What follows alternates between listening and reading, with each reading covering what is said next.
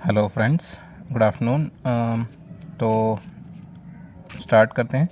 CRPF, HCM और ASI steno के, जैसे कि आप सभी को पता है, स्किल टेस्ट और टाइपिंग वगैरह चल रही हैं। और जैसे कि आप लोगों की डिमांड थी कि हमें एएसआई स्टेनो का जो है रिव्यूज़ चाहिए, तो मैंने आपके कहने पर एएसआई स्टेनो के रिव्यूज़ मैं लेकर आ रहा हूँ। तो देखिए, स्टार्ट करते हैं सुबह की अटेंडेंस से। जो पूरा प्रोसेस है वो सारी चीज़ों से आपको रूबरू कराते हैं। एक्चुअली सुबह 7 बजे का, जैसे कि आप सभी कैंडिडेट्स को रिपोर्टिंग टाइम दिया गया है, और रिपोर्टिंग टाइम जो स्टार्ट हो रहा है उसके लगभग 1.5 घंटे तक एंट्री चालू है आपकी, और 8:30 बजे तक एंट्री होती है। और जो सभी कैंडिडेट्स के लिए GC1 अजमेर और GC2 अजमेर दोनों पे सेम टाइमिंग्स हैं जो एंट्री वगैरह के। तो जैसे ही आप लोग एंटर करते हैं तो आपका स्टार्टिंग में बायोमेट्रिक होता है। वहीं पे गेट पे एंट्रेंस पे ही थोड़ा सा अंदर जाके लेफ़्ट हैंड पे वो है, कैबिन है उनका। वहीं पे जैसे ही वहाँ से बायोमेट्रिक फॉर्मेलिटीज़ कंप्लीट होती हैं, आपको अंदर भेज दिया जाता है। अंदर जैसे कि वहाँ पे एक गार्डन है, मतलब जहाँ टाइपिंग और स्किल टेस्ट होता है उसके जस्ट बाहर एक गार्डन सा है वहाँ पर। तो आपको वहाँ पे बिठा दिया जाएगा, आपको रोल नंबर्स वगैरह चेक कर दिए जाएंगे, और वहाँ पे आपको बैच अलॉटमेंट होता है। तो बैच अलॉटमेंट के लिए आपको थोड़ा सा टाइम लगता है, तो आप वहाँ पे थोड़ा सा बाहर बिठा के रखते हैं। जैसे ही आपको बैच अलॉट होते हैं उसके बाद आपको मतलब अंदर टाइपिंग जो हॉल है जहाँ पे स्किल टेस्ट होना है, उस हॉल में आपको मतलब भेज दिया जाता है। तो जैसे कि आपको वहाँ पे टेबल नंबर अलॉट होती है। टेबल नंबर अलॉट होने के बाद आपको वहाँ पे बिठा दिया जाता है थोड़ी बहुत देर के लिए। हाँ, तो अब स्टार्ट करते हैं। 18 तारीख को क्या हुआ है और 19 तारीख को क्या हुआ है, वो सब चीज़ें आपसे डिस्कस करते हैं। तो 18 तारीख को जो है अटेंडेंस जो है वहाँ पे बच्चों की रही है 85 कैंडिडेट्स प्रेजेंट थे, एएसआई स्टेनो वाले, जो स्किल टेस्ट देने आए थे, जो कि हेल्दी अटेंडेंस है, ठीक ठाक है। मतलब हालांकि जितने बुलाए थे उसके तो 50% भी नहीं है वहाँ पर, बट फिर भी ठीक ठाक कैंडिडेट्स पहुँचे हैं वहाँ पर। 85 कैंडिडेट्स पहुँचे थे। और सबसे शॉकिंग जो थिंक है वो ये है कि वहाँ पे फर्स्ट बैच में से एक भी कैंडिडेट क्वालिफाई नहीं हो पाया। ठीक है, और उस चीज़ का हमने रिव्यू लिया बच्चों से, तो क्या दिक्कतें आई, क्या इश्यूज़ हुए हैं वहाँ पे। सबसे बड़ा इशू जो बच्चे बता रहे थे कि जैसे ही आप लोग एंटर करते हैं वहाँ पे स्किल टेस्ट वगैरह के लिए, तो जैसे सभी को ट्रायल मिलता है स्टेनो वगैरह में। एज यू ऑल नो, जो है GC1 अजमेर सेंटर से ये शिकायत आई है पर्टिकुलरली कि वहाँ पे बच्चों को ट्रायल नहीं दिया गया है इसका। तो ये तो आई थिंक एक बड़ी दिक्कत वाली बात है, क्योंकि स्टेनो के लिए तो ट्रायल बहुत ही ज़रूरी होता है, ताकि बच्चों को स्पीड से रूबरू किया जा सके। जो भी स्पीड होती है उस, अगर कोई कंफर्टेबल नहीं है तो उस चीज़ के लिए कंप्लेंट की जा सकती है उस टाइम पे। तो मेरी सजेशन यही रहेगी कि जिन बच्चों को मतलब अगर ये बात सही है, तो आप लोग इस चीज़ के लिए ग्रीवेंसेस डाल सकते हैं। सीआरपीएफ एचसीएम के जो हेल्प डेस्क है वहाँ पर ईमेल आईडीज़ वगैरह अवेलेबल हैं। अगर आप लोग कहेंगे तो मैं आपको डिस्क्रिप्शन बॉक्स में वो ऐड करवा दूँगा। एंड सेकेंड थिंग कि जैसे ही आपकी वहाँ पे मतलब GC2 में शायद ट्रायल करवाया गया है, तो वहाँ पे से खबर आई है कि ट्रायल में जो स्पीड थी वो कंफर्टेबल थी। उसमें आपको पंक्चुएशन मार्क्स वगैरह, जैसे कि कॉमा है या क्वेश्चन मार्क्स वगैरह हैं, वो सब चीज़ें, फुल स्टॉप वगैरह चीज़ें ट्रायल में तो नहीं बोली गई हैं। तो वहाँ पे स्पीड जो है नॉर्मल थी, 80 वर्ड्स पर मिनट जो कि मांगी गई है।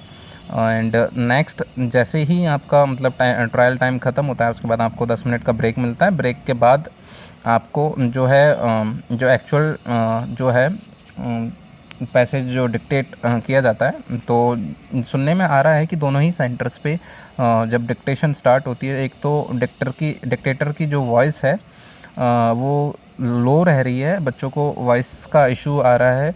And the other thing is कि पंक्चुएशन मार्क्स बोलने की वजह से या फिर डिक्टेटर की स्पीड कुछ ज़्यादा ही है।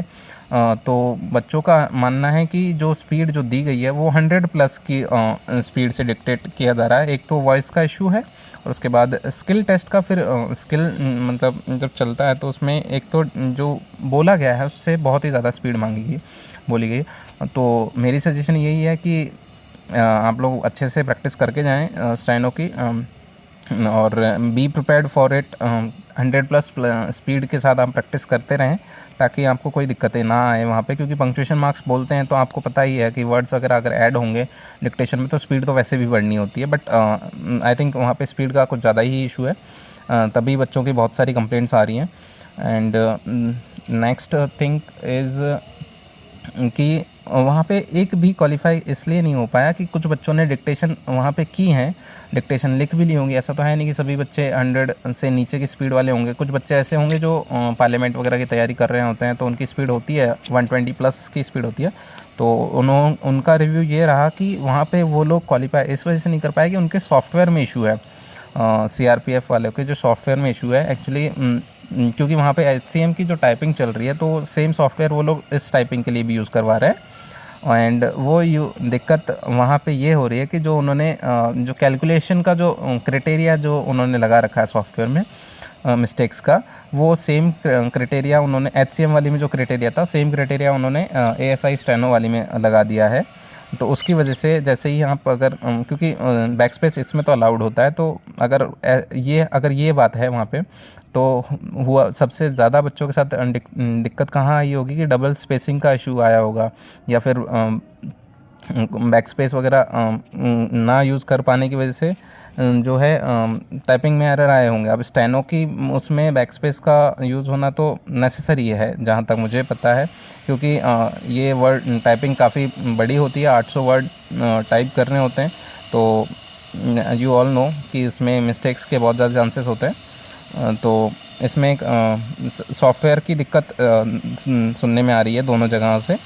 तो इन सब चीज़ों को लेके का सॉल्यूशन सिर्फ एक ही है गाइस, कि आप लोगों को एक ग्रीवेंसेस या कंप्लेंट के तौर पे आपको डालनी चाहिए CRPF की जो हेडक्वार्टर्स है वहाँ पर, मतलब कॉन्टैक्ट वाले उनमें वहाँ पे ईमेल IDs वगैरह हैं, तो आपको आपका नेम और रजिस्ट्रेशन नंबर मेंशन करके पर्टिकुलरली आप लोग कंप्लेंट कर सकते हैं। अगर आप लोग कंप्लेंट करते हैं तो आई एम श्योर कि ग्रीवेंसेस अगर ज़्यादा पहुँचेंगी तो वो लोग उस मैटर पे लुकआउट ज़रूर करेंगे।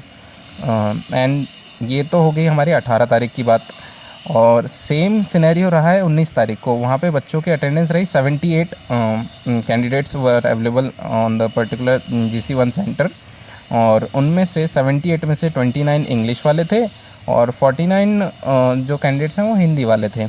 और यहाँ पे भी वही सेम इशू हुआ है कि ट्रायल का नहीं दिया गया है उनके साथ, और सॉफ्टवेयर का एरर बता रहे हैं वो लोग। तो मेरा मानना यही है कि आप लोगों को बस ये कंप्लेंट करना ही एकमात्र सॉल्यूशन है आप लोगों के पास।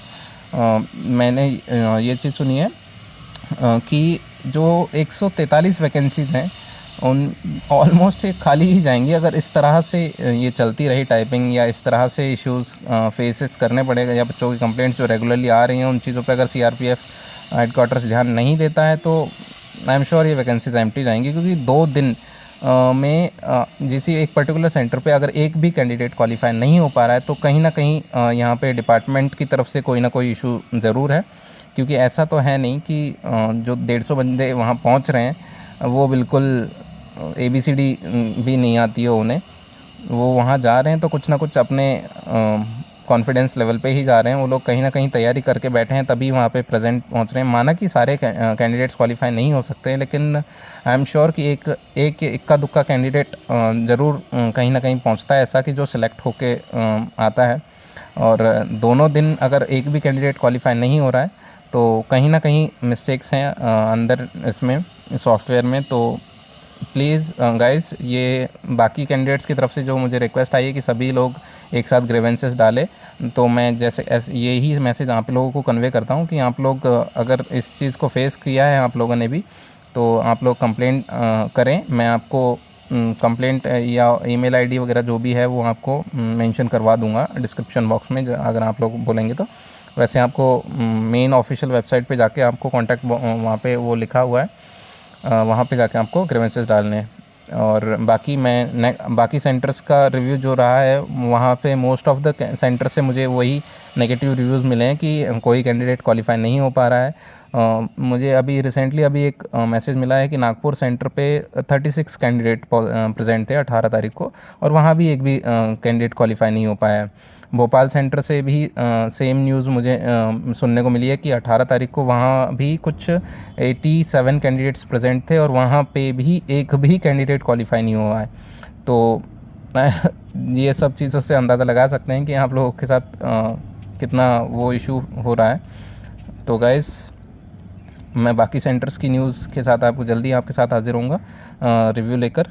Thank you guys, thank you for supporting me. Like और शेयर सब्सक्राइब करते रहें ताकि आप लोगों को अच्छी रिव्यूज़ देता रहूँ मैं आपके लिए। Thank you so much.